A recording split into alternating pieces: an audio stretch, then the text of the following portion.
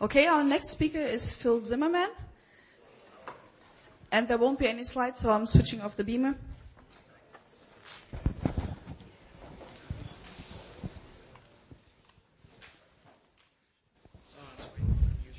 Yeah. So in many ways, Phil doesn't need any introduction. He's been around in cryptography for a long, long time. He's brought us PGP and is now bringing us Blackphone from Silent Circle. And so we're... Can you take this one? So we're very interested in looking forward to his talk about end-to-end secure communication under siege.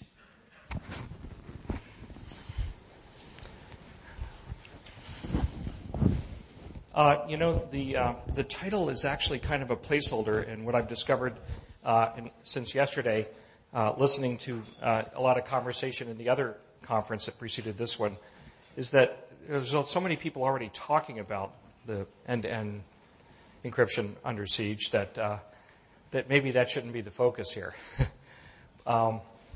because we're all aware of it. But what I'd like to do is, let's move that down a little bit here. Should I back up a little bit? Is there, the camera. Okay, right, yes. Okay, so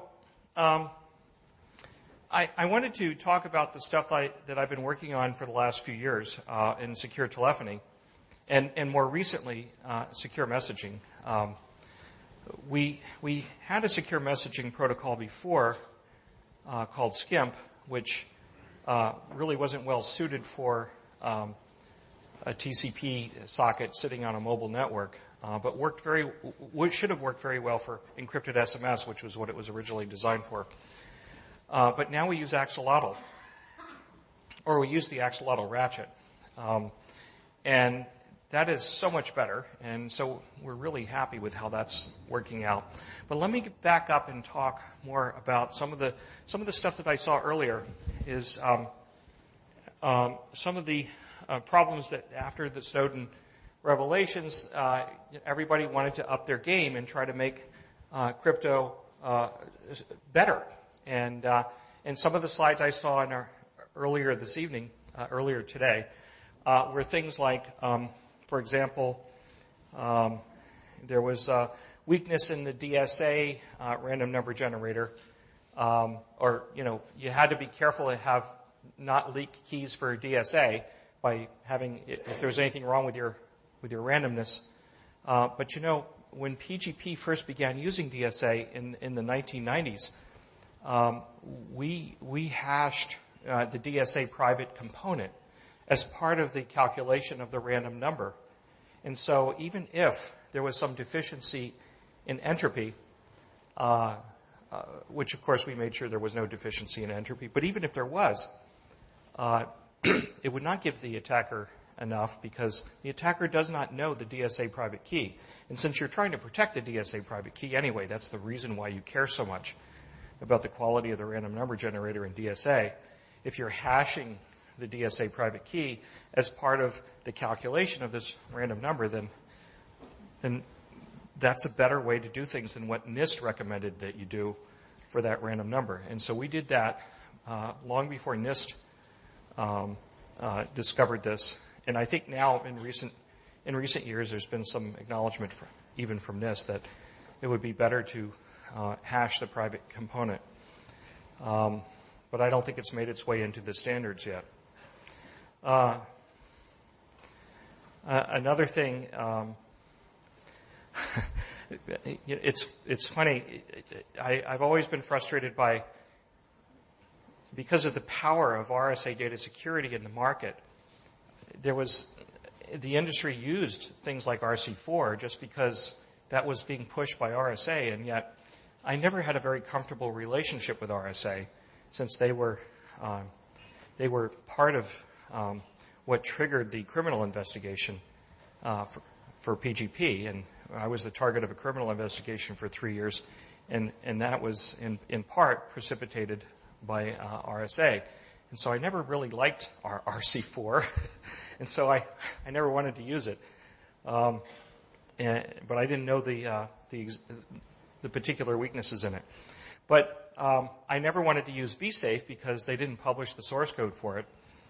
And one of the ways in which they enforced everyone to use BSafe was the existence of the RSA patent. And so, as long as we lived under that terrible patent regime, we were forced to use BSafe. And so PGP never used BSafe, and that was part of the source of the tension between RSA data security and myself. But anyway, something that happened in the mid-1990s is that I started work on secure VoIP protocols. In 1995, I developed a secure VoIP product called PGP Phone, which used an ephemeral Diffie-Hellman exchange with hash commitment in order to compute a short authentication string. And I tried to make it into a product, but at that time, nobody had broadband. 1995, nobody had broadband. And so it was too early to do VoIP products, encrypted or non-encrypted VoIP products. It was just too early. It was nobody, without broadband, you can't really make VoIP be commercially successful. And also SIP wasn't really there yet. It wasn't the right time for PGP Phone. And then years later, we started to see the appearance of the enabling technologies that would make VoIP products feasible. The availability of broadband, even in homes with ISDN and other forms of broadband. And so it became possible to do VoIP and thereby do secure VoIP. But right after 9/11, I thought, well, maybe I should wait a little bit longer before I work on secure VoIP because, the government they were already pissed off at me for PGP. Maybe I should just give them just a little bit longer to cope with Al-Qaeda and not work on secure VoIP. So I concentrated on my other consulting work for a little while. But then I got, I was on this committee called the Roundtable for Scientific Communications and National Security, which was an advisory group organized by the National Academies of Science and the Center for Strategic and International Studies. And its purpose was to look at the effects that the self-inflicted wounds of 9/11, our political reaction to 9/11, had on the scientific community. That scientific conferences in the United States were sparsely attended by foreign scientists because they couldn't get visas to enter the country. And not only that, but some papers were being censored. And so our job was to evaluate that and make recommendations to the government that to relax that stuff. And so they sent, and on this committee was chaired by Harold Brown, who was former Secretary of Defense under Jimmy Carter, David Baltimore, who was president of Caltech. Those were the chair and co-chair. And then they had in the committee, they had Bobby Ray Inman, who was formerly director of CIA, and the CTO of Sun Microsystems. They had Chuck Vest, president of MIT, and a few other people that worked in technology, and also me because of my experience with PGP, which was kind of a form of censorship. This sort of the attempts to stop PGP, and this was a committee that was struggling with trying to fight back against the censorship of scientific ideas, and so they sent someone from the Justice Department to brief us on the Patriot Act, and they sent people from various government departments to give us their point of view on things. And the guy from the Justice Department came in and briefed us on the Patriot Act. Patriot Act is pretty horrible legislation. I'm sure you've all heard of it because it's a crypto conference here. And so this guy is named Viet Din, and he was a Justice Department lawyer who actually played a central role in writing the Patriot Act.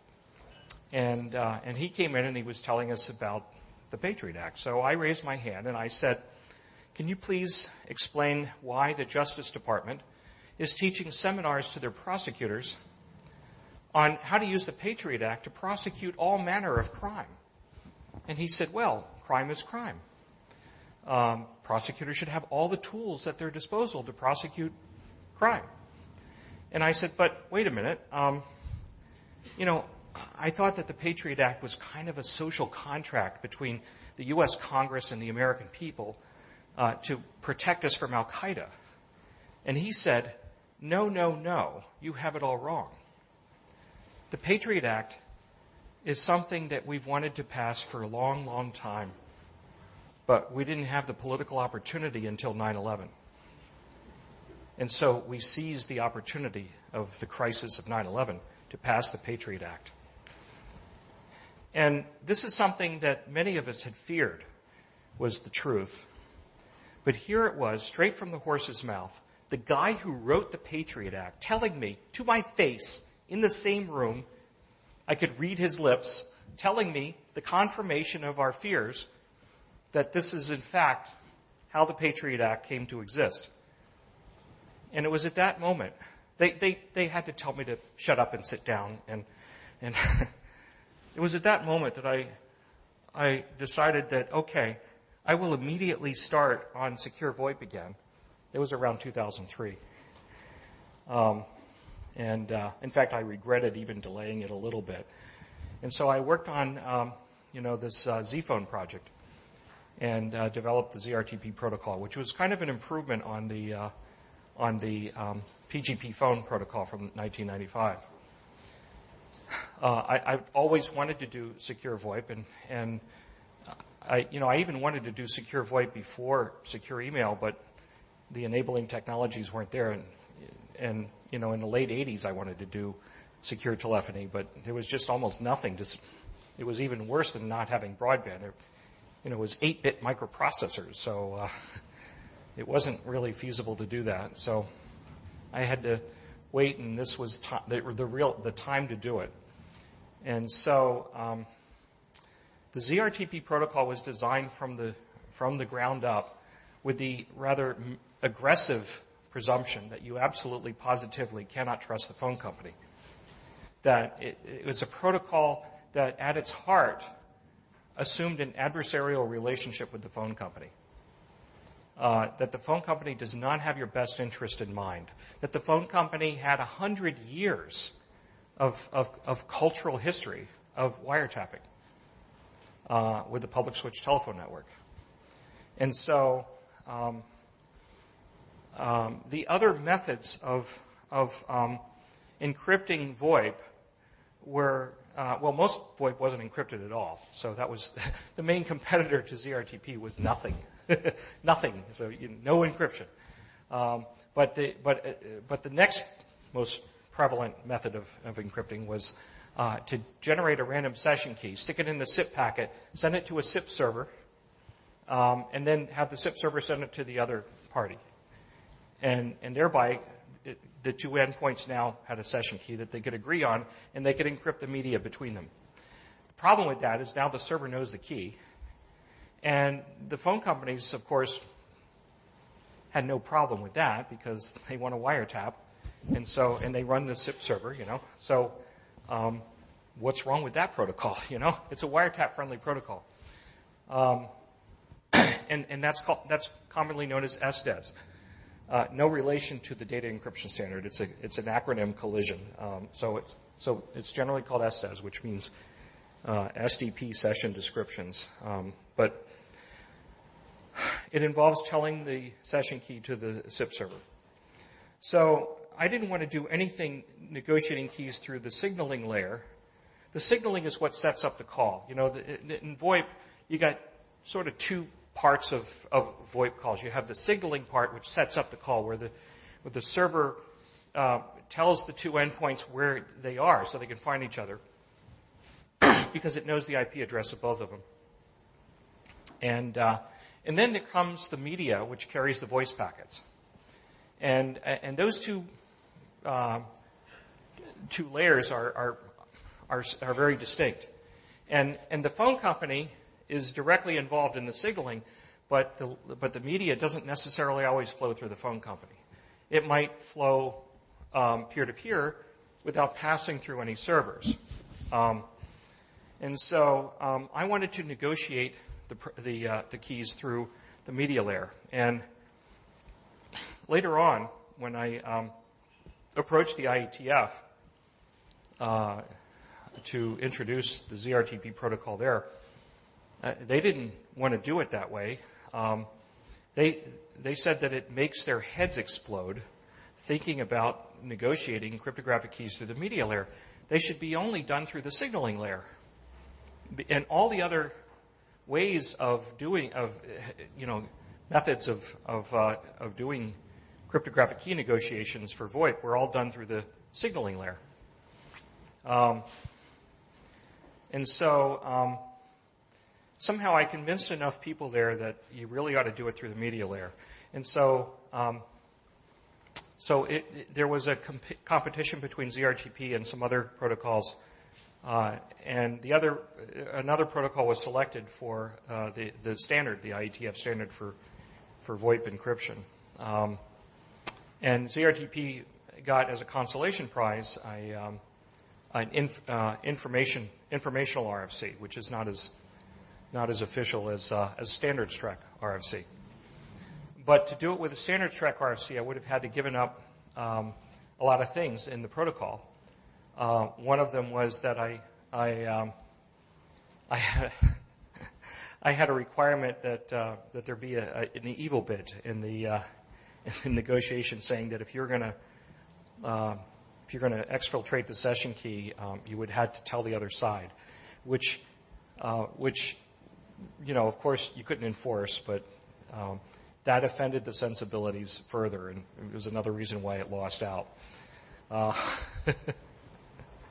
anyway, ZRTP, like the thing it was based on earlier, PGP phone, does an ephemeral Diffie-Hellman exchange, and but when it does that ephemeral Diffie-Hellman exchange, it first sends a hash commitment of the public component of the Diffie-Hellman exchange. So, in Diffie-Hellman, you send G to the X to the other party, they send G to the Y over to you, and then you compute G to the XY and derive your session key from that. In this case, before you send G to the X over, you send a hash of G to the X. And then the other party gets the hash first without knowing your G to the X, and then sends G to the Y, and then you send the real G to the X over, and then you proceed with the rest of the Diffie-Hellman calculation. Now, the reason why that's important is that if you do it that way, the man in the middle doesn't know what G to the X is going to be before he's forced to send his bogus G to the Y from the other party he's impersonating. And so this means that he can't do an offline attack. I forgot to mention. Yeah, sorry. You see, this is why it's much better if I use slides, right? I have to learn my lesson from that. I normally don't present in real crypto conferences. I'm normally giving talks at, more like politically oriented conferences. But, one of the central features of ZRTP is that we don't use a public key infrastructure. We don't use digital signatures. We don't use long-term signing keys. Because if you use digital signatures and you have long-term signing keys, you have to maintain them like in a PKI. You have to find a way to make sure that you have the correct signing key. You have to sign it with a certificate authority maybe, or use some other kind of trust model like PGP did. And it's a pain in the butt, because all you're really trying to do is have an ephemeral phone call. And it's not like sending email. PGP was encrypting email. And email, you want to be able to decrypt it years later. Email is not ephemeral. Email, you're going to decrypt it possibly years after you receive it. And so you need long-term signature keys to sign public keys that you're as trusted introducers, and there's all the complexities of the PGP trust model. SMIME has a similar problem. There's the SMIME centrally managed top-down X509 trust model that is commonly used in most PKI. And there is where you have absolutely catastrophic failures, like when a certificate authority loses their signing key that signs other keys, then you can have absolutely beyond imagination catastrophic collapse. Like the Iranian hacker that got his hands on a Dutch certificate authority signing key. And then this resulted in hundreds of bogus certificates being forged and made available to the Iranian regime to do man-in-the-middle attacks on Iranian dissidents, which probably resulted in the arrest of a large number of people. And if you were writing a fictional novel, you couldn't contrive a plot that would more clearly illustrate why PKI is a bad idea in this top-down, centrally managed, forced trust kind of approach. And PGP didn't use the forced trust approach, rather it was a more grassroots trust model. But still, it was complex and difficult to explain to your mom. And so when I did ZRTP and when I did PGP phone, I wanted to have a way of doing a key exchange that would not be difficult for your mom to use. That you wouldn't have to explain it. You wouldn't have to have a trust model, which is very difficult to explain to your mom. So when we do this ephemeral Diffie-Hellman exchange and destroy the keys at the end of the call, that's appropriate for a phone call, which is by its nature an ephemeral human communication. But without a PKI to prevent a man-in-the-middle attack, you needed a different way of doing it. And the way I do it is to compute a hash of the session key, truncate the hash to 16 bits, and display that on the smartphone screen of the two endpoints. You then verbally compare them to see if they match. And I use the PGP word list. Many of you have seen PGP and know that you can have PGP fingerprints represented in hexadecimal, like we saw in one of the earlier slides for the cubic project. Or you can display it as a list of words. And so I use that list of words from PGP to display this hash of the session key. But with only 16 bits, if you were just doing it as a straight Diffie-Hellman exchange, there would be the risk of a man-in-the-middle trying to do hash collisions by, if he has a reasonably fast computer in between, he can calculate hundreds of trial Diffie-Hellman calculations to find one that produces a hash collision and thereby fool you if you were just going to have 16 bits of hash. But if you do the trick I described earlier, which is to send a hash commitment in advance, you can prevent that attack because you only give the attacker a single time, a single guess. He can't do an offline attack. He only gets one guess. And that means his chances with a 16-bit hash of the session key, he only has one chance in 65,000 of success, of doing a successful man-in-the-middle attack that produces a matching hash on both sides. And so that is at the core of ZRTP security. But the only way you can make that work is if it's a protocol that is executed between two human beings. They have smartphones to perform the math, but you need two humans to make it work.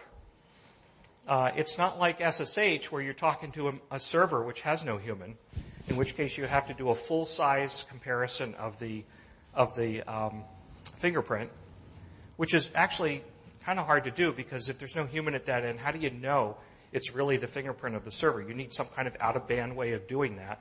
And a lot of people who use SSH never bother to do that. And so they instead rely on SSH on trust on first use, TOFU. Well, that's actually worked for many years for most people, and they're reasonably happy with that, even though it is possible that they could have been attacked on the first session. Well, with ZRTP, by shortening the hash with this trick with doing a hash commitment, it is possible for two humans to conveniently compare the session keys to see if they match. If the two session keys are not the same, there's a man in the middle. And to be able to do it by just comparing two words instead of, that horribly painful PGP key fingerprint comparison that you've seen at PGP key signing parties. By the way, how many people here have ever witnessed a PGP key signing party? Okay, so you know that it is just about the geekiest thing that humans have ever done, right? And they're socially fun, I guess. But the mechanics of doing the comparison of the fingerprints is inconveniently painful. So we don't want to have a protocol that requires you to do a fingerprint comparison of that size. Nobody will ever do it, and in fact, nobody does it for SSH. So we're able to make it short with ZRTP. But we also add key continuity, and it's a little different from SSH key continuity. SSH has a form of key continuity because you download the public key from the server and then you keep it around in a cache. So the next time you talk to the same server, it compares to see if it's the same public key. And if it doesn't, it complains, and you're supposed to then check the fingerprint, which, again, no one does. So instead, what we do is, at the end of the call, you're supposed to destroy the session key. I mean, that's what ZRTP requires you to do.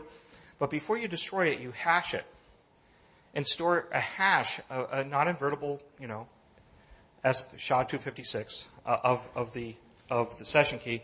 You store that in a cache, and then you destroy the session key. Now you've got in the cache a non-invertible image of the session key that tomorrow, when you call the same person again, you do another fresh Diffie-Hellman exchange, and when you're about to derive the session key from the Diffie-Hellman result, you mix in the material from yesterday where you computed a hash of the session key, and you mix that together, mixing it with a hash function, to compute the new session key. And then at the end of the call, you do the same thing again. You replace what you have in the cache with the new hash of the new session key. You keep doing that session after session after session. This produces an ever-changing chain of hash session keys that has a form of key continuity that's different from the key continuity that SSH uses. It's hashing symmetric key material instead of a key continuity based on a static public key on your first session. So you still get the trust on first use effect, but because you're replacing it every time, you get some other interesting properties. It means that just like in SSH, if there was no man in the middle on the first session, there can't be a man in the middle on later sessions. But you get some additional interesting effects from this. It means that, NIST has recently been talking about trying to do post-quantum public key. Tanya has been talking a lot lately about the problem of even if you think that quantum computers are distant technologically, that we're not going to see them for many years, at least not of the size you need to do realistic attacks on the discrete logarithm problem, that we still have to worry about it today because intelligence agencies can capture traffic today and store it for decades. And then in the future, when quantum computers become available, they can go back and break the discrete logarithm. They don't have to do a man-in-the-middle attack. They can just brute force it with quantum computers if quantum computers ever become practical and available. So there's been a lot of discussion over the years about coming up with public key algorithms that are able to withstand quantum computers. And the problem is that these public key algorithms are very unwieldy to use. Their key sizes number in the millions of bits.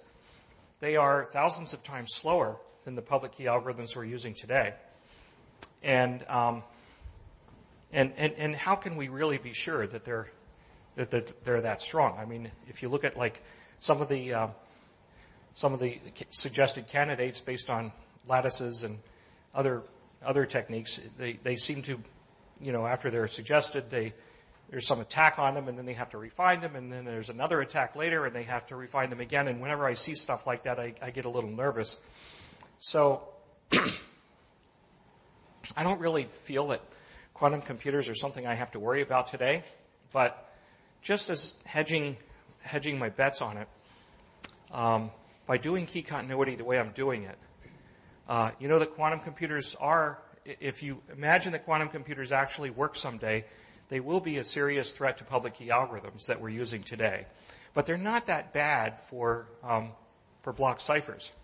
Like the reason why the AES has a 256-bit key size instead of 128 bits is as a hedge against quantum computers, because the best attack using quantum computers against trying to do a key exhaustion search on a block cipher is the square root of the key space, which means half the key size. So if you want 128 bits of strength, you make it have 256-bit keys, and that's exactly what they did with the AES.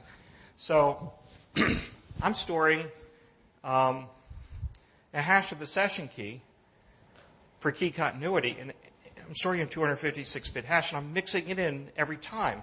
So even if the attacker is storing all the traffic, I'm thinking that, if the attacker is not present for even one session out of all the sessions you have when you make secure calls, just one, if they misses a single one, let's say you're in a hotel with somebody else and they're at the other end of the hotel and you're here and the NSA is capturing all the traffic going through the border controls of the country you happen to be in or something like that, but within the hotel's Wi-Fi network, which doesn't leave the hotel, if you make a call with a ZRTP exchange, that's going to produce a hash session key that they didn't get their hands on, even with quantum computers 50 years in the future, going back retroactively and looking at the traffic they captured outside the hotel.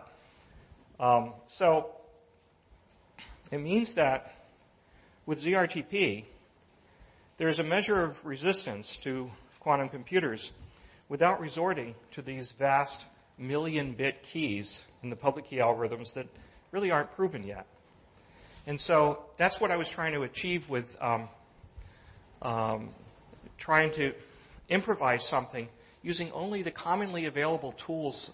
This was like 10 years ago when I was doing this, or 12 years ago, when I was trying to come up with a way of taking the commonly available public key algorithms, block ciphers, hash functions, and putting them together in a sort of an improvised solution that recognizing that operationally intelligence agencies aren't always going to capture every session.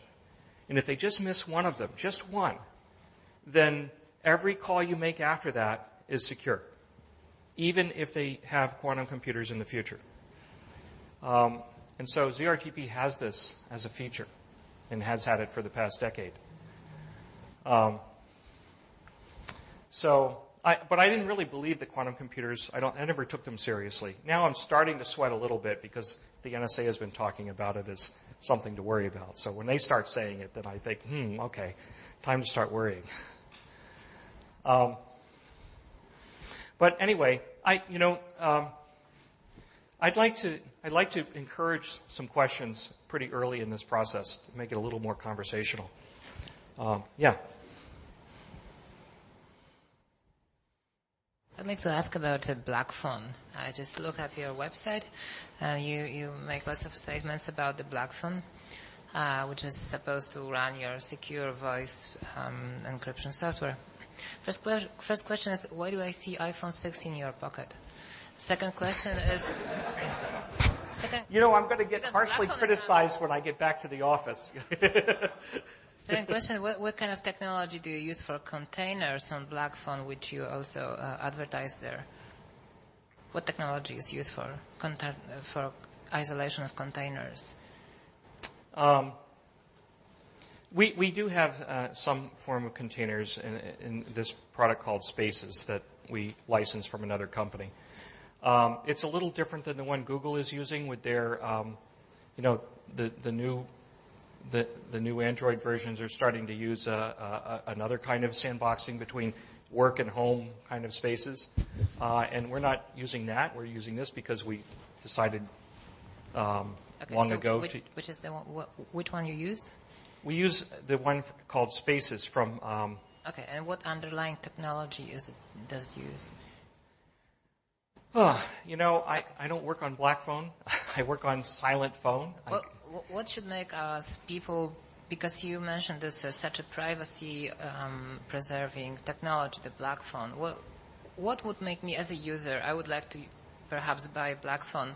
How would you convince me it's a privacy respecting device, a trustworthy device? I tried to look up some documentation and there's not much there. Yeah.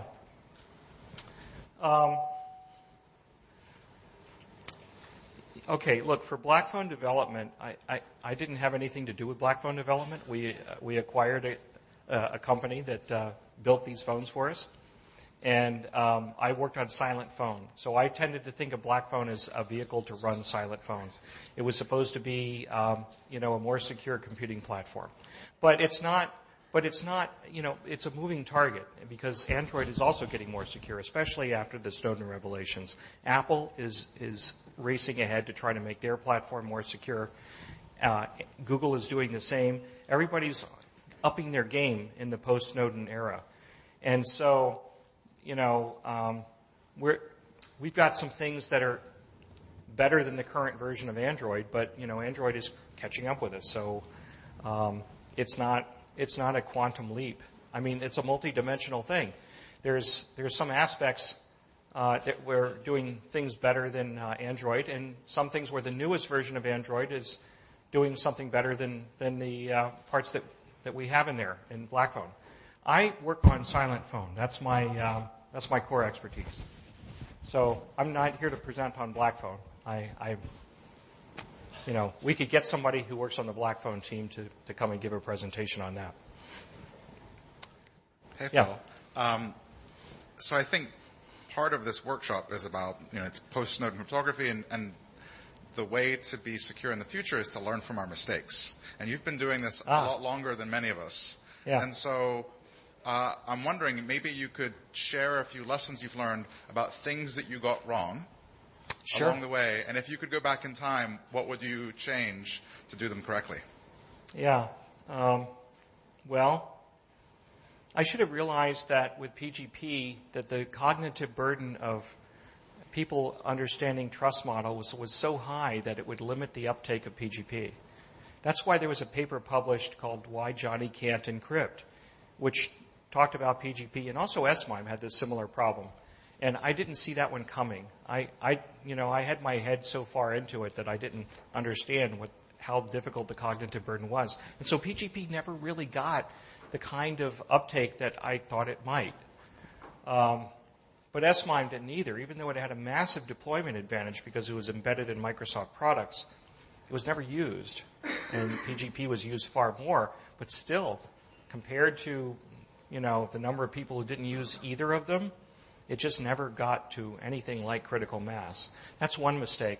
More recently, I worked on a protocol some years ago to do encrypted SMS, and then a guy working on he wanted to do a master's thesis topic, and he wanted a suggested thing. And I said, why don't you do encrypted SMS?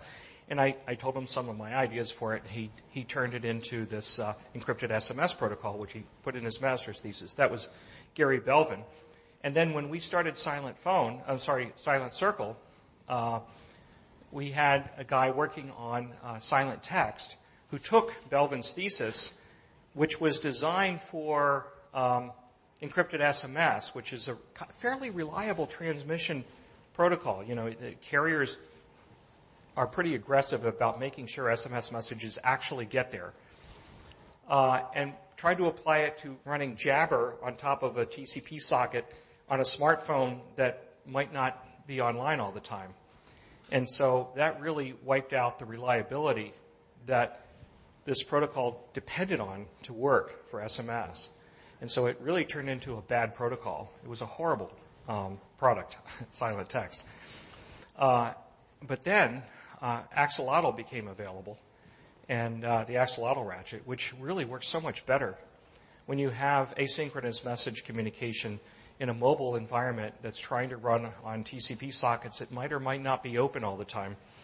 And it just works so much better. So we decided to get rid of silent text and just add texting to silent phone, which is based on ZRTP, but bring in axolotl messaging into silent phone. And it's working a lot better now. And we also reinforce it with ZRTP. But you asked me what kind of mistakes did we make. I made a mistake thinking that I could have a protocol that was designed for SMS and allow somebody in our company to take it and use it for a text messaging protocol that would be based on a TCP socket in a mobile platform that might or might not be there available. So we suffered from a pretty dysfunctional product for a long time and missed our opportunity to get a lot of deployment of it. I guess another mistake is that, I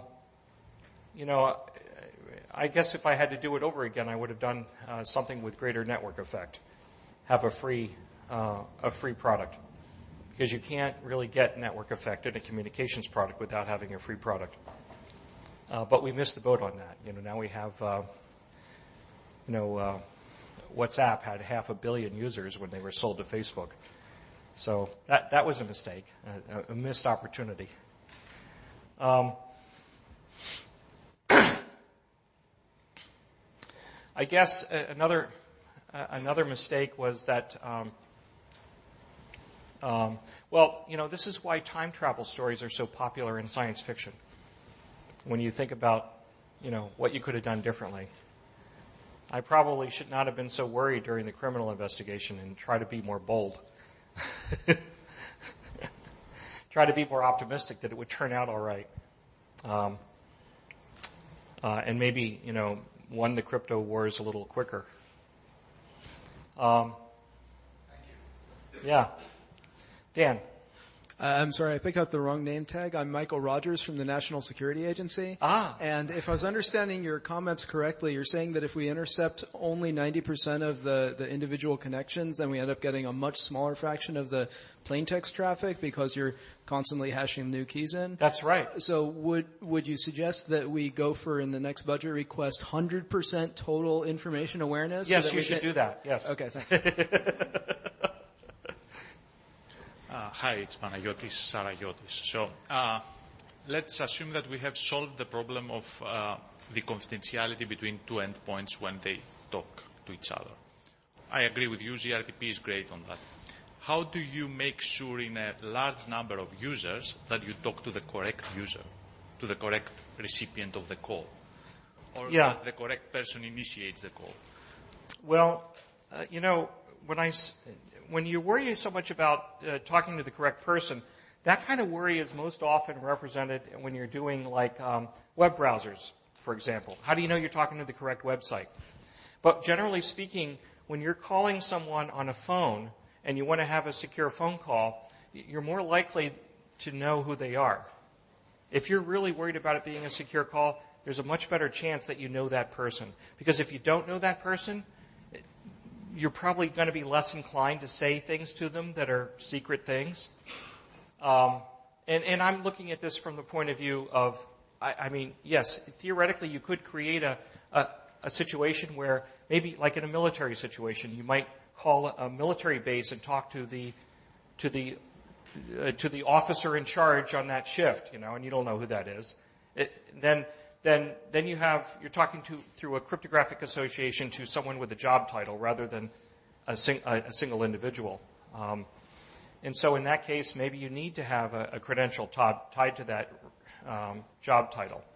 But this protocol is designed for people that are able to recognize each other's voices. And there's a lot of scenarios where that's really very useful, and that's what it's designed for.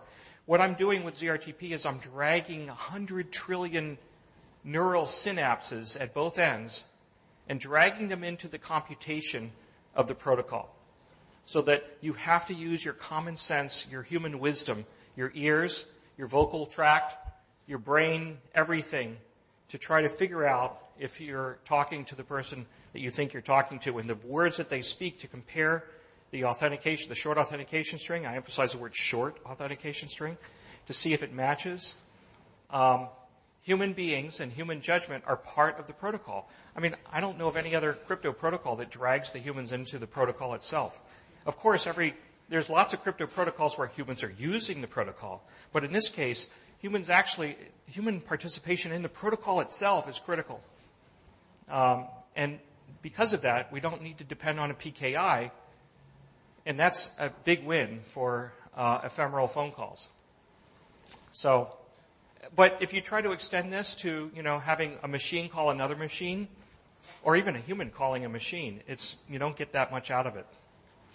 I mean, for example, one of the things that we do right now is that you can use silent phone to make phone calls to the public switch telephone network. Well, when you do that, the other endpoint of your cryptographic link, you have your smartphone is talking to a PSTN gateway. Well, after that, on the other side of that is the public switch telephone network, which could be easily wiretapped. So the encryption stops right at the PSTN gateway. Well, in that case, there's no human there. That's just a server, In which case, the ZRTP protocol doesn't help you much. So in that case, you could remember I described to you earlier the protocol where you just send a random session key in the SIP packet through a TLS tunnel, and then you encrypt the media with that. And I said that's a wiretap-friendly protocol. I was criticizing the protocol, the SDES protocol. We actually use the SDES protocol when you make a PSTN call. Why not use it? Because the endpoint is the server. And, the reason why it's a wiretap-friendly protocol is because the server has the key. Well, in this case, we want the server to have the key because we're actually talking to the server. The server is the endpoint. And then right after the server is the public switch telephone network, which can be wiretapped easily. So there's a place even for that wiretap-friendly protocol if all you're trying to do is, for example, there was a New York Times reporter in Damascus reporting on the war there. And I shouldn't have said New York Times, but anyway, yeah, because I'm being recorded here. But there was she would call on a regular cell phone to her editor in Manhattan, and the Syrian regime would hear her speaking in English, and so she had a pounding on her hotel room door, and two guys with weapons. She had to escape out the back, and then she got our product, and the problem is solved. So, and she doesn't even need end-to-end encryption for that. All she needed to do was to get out of Syria. So the smartphone would be encrypted, linked to our servers in Canada, and then from there over the PSTN to New York, which she's not concerned about that wiretapping there. I'm getting time signals, but I needed to. Okay. Hi, my name is Sebastian Verschoor. I have a question about the axolotl implementation. Where can we find it, and where can we inspect the code?